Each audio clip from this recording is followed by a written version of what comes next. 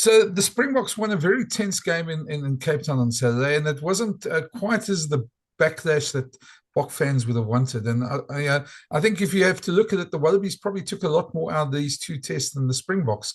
Springboks probably have a lot more question marks. And we spoke last week just before the test, so I invited Christy Doran back from sitting there in Australia watching the game in the early hours of the morning. Welcome back, Christy. Have you recovered your sleep yet? And was it worth getting up for? I'll tell you what, it's amazing what a sleep in 24 hours can do. It was worth getting up for, and even though the Wallabies went down 30 to 22, you're right. I think the mood is still one that's positive, even though that was a defeat. As Joe Schmidt said in his press conference afterwards, there's a lot of belief that's growing through this side, and it's an easy thing to say. You got belief, every team says it, but you can actually see it on the field at the moment. And I thought the Wallabies were impressive. I thought they were unlucky at times, but at the end of the day, they blew an opportunity to win a test because they couldn't convert their points at the end, with James O'Connor missing that conversion and then a couple of missed penalties at the end. So we could be sitting here talking about a Wallabies win. In the end, the Springboks get back in the rugby championship, and the pressure of Alv is just released a little bit for Rassie Erasmus's side. Yeah, look, I mean, look, it was certainly, and I think the thing that sort of changed everything up was after that game, later in the evening, our time, early in the morning, your time, Argentina's amazing win over the All Blacks. That's made it open for everybody. The Wallabies can still win the rugby championship. So, well, anybody can at the moment. So it's all to play for. Yeah, you've been covering the game long enough to know this is the most exciting rugby championship that there's been in a long, long time, isn't it, Brendan? The Tri Nations had something about it. It felt like it was competitive. You had the Wallabies that were, the top of the world for quite a while in the early 2000s, late 90s. But it feels like both Australia and Argentina have come to the party, and it's not just a two-horse race at the moment, which is so pleasing and refreshing. And I think it's not just refreshing from a journalist perspective. It's invigorated the love of Southern Hemisphere rugby across the four proud rugby nations that we are. Yeah, there was suggested to me on the weekend that maybe one of the things that contributed to this, and I think it's a bit of a far-fetched point, but I'm going to make it anyway. That one it was last year when New Zealand and South Africa announced their what the greatest rivalry tour for next year. That might have, for want of a better word, pissed off Argentina and Australia a bit in terms of that, and that might be contributing a little bit to the motivation in those teams. I think that's maybe a bit simplified because teams don't really use those sort of things nowadays in professional sport. But just your thoughts on that? I think it's simplified for the fact that it speaks about that it's a result of those comments. I think it's just a result of a side that probably wasn't as bad as what people thought in 2023 from a Wallabies perspective, but from a team that's vastly improved under Joe Schmidt and his coaching team. So I think that's the reason behind that. We know Argentina have been a plucky team for a while, haven't they? They've beaten the All Blacks a few times now, and that started in 2020 and it continued in 2022 with Ian Foster's side going down. So I think it's a bit simplistic to say that. Yeah, no, I also think so. But it's an interesting one. It's a good pub talk, that one, I suppose. But just back to Brendan, yeah. you would put that around. You would put that around the change rooms. Like my understanding is that last week, Rassie Erasmus decided, there was a headline in Australia was talking about the Wallabies from their first test appearance at Ellis Park and some of the stats coming out of that. And one of the headlines in the Sydney Morning Herald was from bullied to bullies, and talking about the Wallabies who had been, bullied the Springboks in areas where they wouldn't have in the past. And I heard that Rassie had brought up that headline to fire up the Springboks, but to say, come on, guys, like this is how people are perceiving you. So some coaches still very much lean into the propaganda kind of marketing tools which a headline can give you. So you never know. Argentina certainly could have lent into that. Yeah, and I think people underestimate. I mean, we've been there in 2016, 2017. We had the 57-0 against the All Blacks, and we know how it is to feel sort of low as a rugby nation. I think the desperation to get back, into a competitive mode is probably something that probably fueled it a lot more for Australia, especially with the Lions coming and to make sure that they, after Eddie's reign for all it was, that low doesn't get repeated again. I think that probably had a lot more to do with it anyway. So. Yeah, I completely agree. And look, even in 2022, we can't paint the picture that the Wallabies were in strong health at that point in time. The Wallabies under Dave Rennie won at 36, 37%. That's really poor. And yes, it dropped down to 22% under Eddie Jones.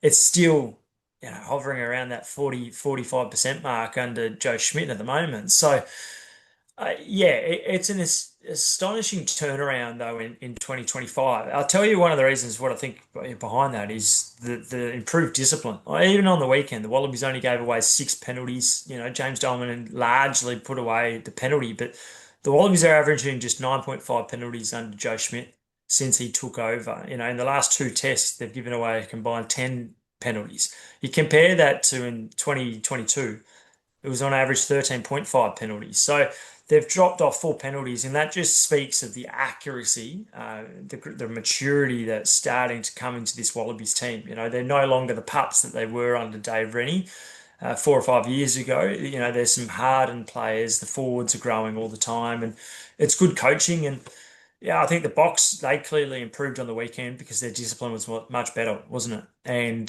that was from minute 1 to 80. Yeah, I must admit, I think if people look at this after these two tests now, the Wallaby backline is probably one of the more lethal ones in the world rugby at the moment, and especially players like Max Jorgensen. I mean, we can see why people rate him so highly. He was superb in these two tests. We probably still haven't seen Suaili at his best yet, but he's still young, so you'll probably get there. But you're right on the penalties. That was astonishing. 4 penalties last week. This week, 6 penalties given away by the Wallabies. That's not something you see in Test rugby very often, or any rugby games very often.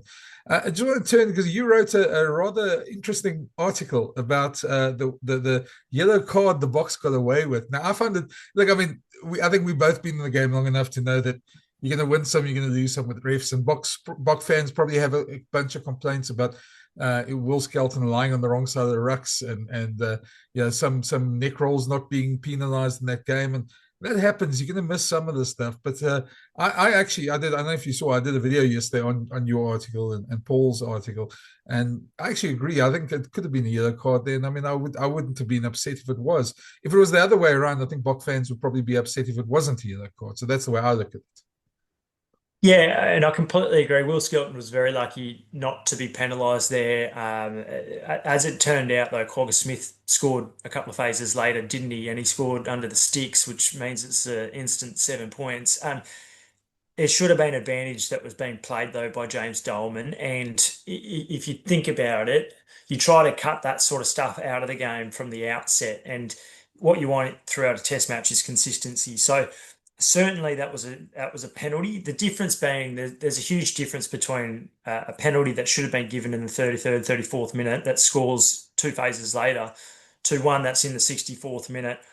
It's there's less than 20 minutes, less than a quarter of a game left, and we saw Farsi, didn't he? There was no clean release, was there? There has to be a release. And then it was clever because he got away with the little bump from Pina, who goes between the ruck and the clean out arrival man, who was Corey Toole. And once again, you got away with both. So you've got to say fair play to the Springboks. They did what they had to. But that's a bad oversight from James Dolman because everyone knows whenever there's a clean break or a line break opportunity, referees are much harder on it, aren't they? And they typically will blow up, certainly for hands in the ruck there and slowing it down, a penalty. But in a line break opportunity, it'll be a yellow card.